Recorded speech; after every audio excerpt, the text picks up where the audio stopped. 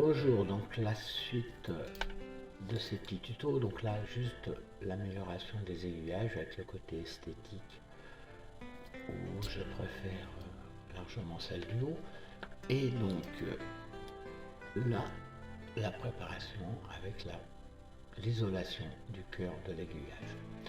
Donc on a placé le canton avec ses petites attaches et je vais juste marquer les endroits où les fils d'alimentation vont devoir être passés. Donc c'est vrai qu'il va y avoir une soudure entre l'aiguillage et le rail juste avant. Et donc j'ai décidé de faire les fils sur les éclisses à cet endroit-là. Donc je marque ça, c'est vrai que j'ai un tout petit feutre qui a du mal. Pour ce qui est du trou de l'aiguillage de la traverse mobile, c'est vrai qu'avec un stylo c'est moins évident. Et donc le mieux c'est de prendre, j'ai pris le petit forêt qui m'avait servi à faire le trou dans l'aiguille, dans la traverse de l'aiguille mobile, pour pouvoir bien repérer l'endroit. Sachant qu'il faut le prévoir assez large malgré tout, parce qu'il y a le mouvement, il ne faut pas qu'il soit entravé, le mouvement de la corde à piano. Mais voilà, il faut bien le marquer pour être le plus précis possible. Et vous voyez que malgré les voies qui passent et tout, avec un petit peu de patience, on y arrive. Et donc ici, j'ai mon aiguillage bien placé avec le canton précédent. Et voilà, donc voici mon canton sur mon établi, avec voilà, l'aiguillage et l'oreille flexible maintenu par ces éléments. Je vais juste les couper un petit peu là, pour pouvoir dégager le passage des éclisses. Alors je vous cache pas que je fais un petit montage, je réduis au maximum les vidéos pour pas que ça soit trop long. Parfois c'est en accéléré. Voilà, j'enlève cette petite traverse et on va pouvoir donc mettre en place parfaitement les hélices. Voilà, un petit peu long, non ça va, j'ai pas besoin de limer. Ok, on va pouvoir mettre ça en place. Donc peu importe, l'idée c'est qu'elle soit à peu près un axe médian. Ensuite, voilà, la soudure fera le reste. Mais c'est vrai que c'est jamais facile d'instrer deux éléments comme ça en même temps. Voilà, je me place bien les éclisses au milieu et je pense que là, on va pouvoir attaquer la soudure. Donc voilà, je protège un peu ma feuille de papier. Enfin voilà, après chacun s'organise. Ce qui est important au niveau de la soudure, donc c'est de le faire à l'extérieur des rails pour pas que ça gêne la bande de roulement des roues. Donc là on met un petit peu de flux histoire que ça chauffe un petit peu plus vite. Et puis on va placer donc son fer et bien étamer tout ça et bien souder tout ça. Je vais peut-être voilà, le fer est chaud. Alors c'est pas évident, c'est de la pratique tout simplement. C'est pas compliqué, mais il faut de la pratique. Là ça faisait un petit moment que j'en faisais pas et ça accroche un peu. En plus j'étais feignant, j'ai pas fixé l'oreille. Mais bon voilà, il faut essayer de faire en sorte que la soudure soit très brillante, soit belle, voilà, hop, et on attaque le deuxième côté tranquillement. J'ai toujours gardé les petits supports qui maintiennent la courbure de mon canton parce que je ne veux absolument pas que ça bouge pour l'instant. Une fois soudé, on pourra sûrement le retirer. On étale bien.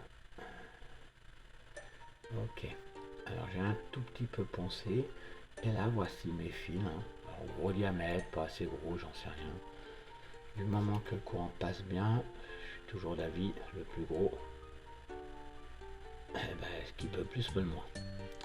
Donc on va essayer de placer ça, bien repérer par contre les fils, un rouge, un bleu, un noir, un vert, les couleurs que vous voulez. Le tout c'est de bien les avoir en tête et de bien les placer toujours de la même façon, qu'il n'y ait pas de court-circuit quand vous brancherez tout ça. Donc on y va, il faut bien sûr étamer le fil et puis essayer de bien souder à sa place. Alors c'est vrai que mon fil est peut-être gros et surtout c'est un multibrin, ce qui fait que la soudure n'est pas forcément facile. Vous allez le voir, hein.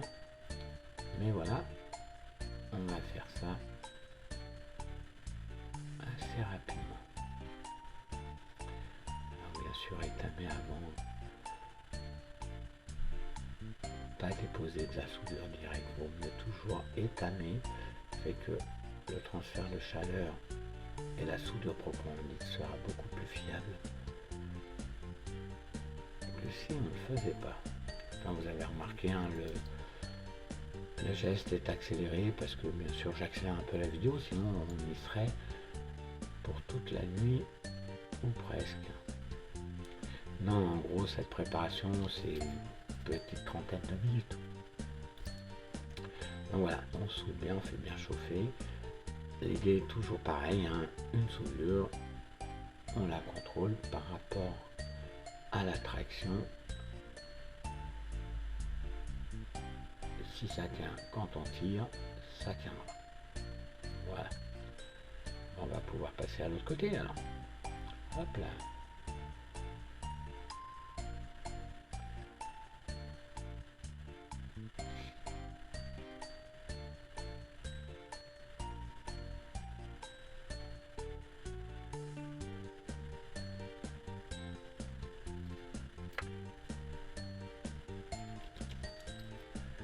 On procède de la même façon.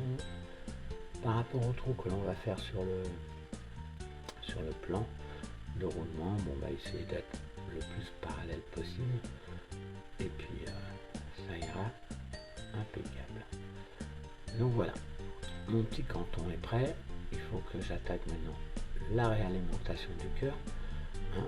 J'ai bien fait, je ne sais pas si je vous l'ai montré, mais voilà, on a réalimenté les aiguilles mobiles par les rails externes avec une petite soudure. Et là maintenant, il va falloir attaquer la réalimentation du cœur. Maintenant tout est en place, je vais enlever ces petits systèmes qui sont fort pratiques. Vous voyez que la courbure ne bouge pas. J'enlève pas tout de suite le dernier, hein. Mais j'aime bien vérifier que au niveau des soudures, cela se passe correctement. Donc un petit wagon, on va le déplacer. On va voir, méfiez-vous parce que quand on a le doigt dessus et tout, l'idéal c'est de prendre deux wagons, on met le doigt sur l'un des wagons et l'autre est poussé ou tracté et cela permet de bien contrôler que tout va bien.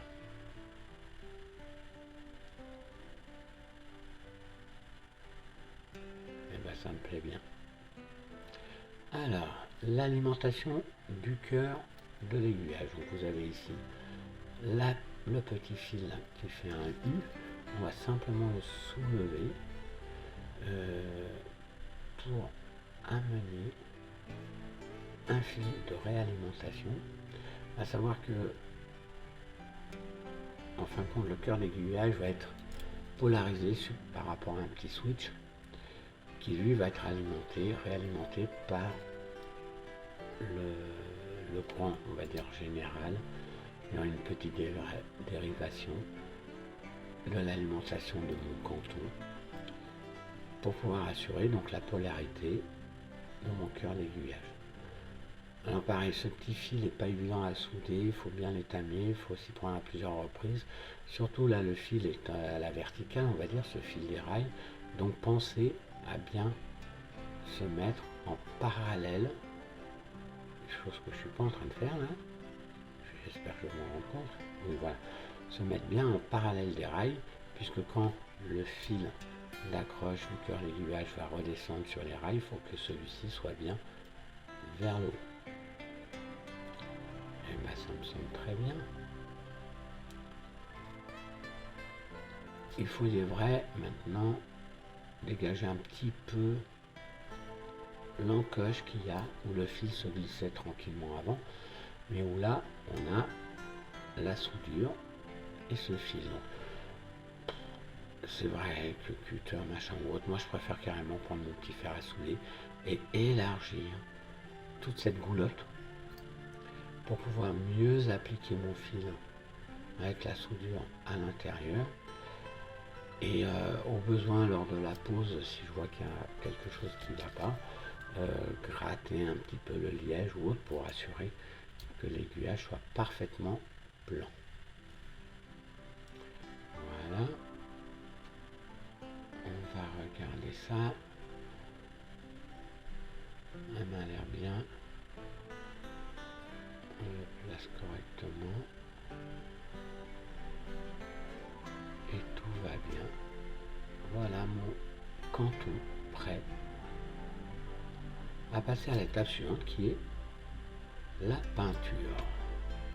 Et c'est vrai que d'avoir le canton mis en forme va me permettre de peindre, même si je risque que la peinture s'écaille un peu peut-être plus tard. Mais en plus la peinture va participer à cette solidité de la courbure. Donc rendez-vous sur la prochaine vidéo pour voir certains petits choix que j'ai pu faire.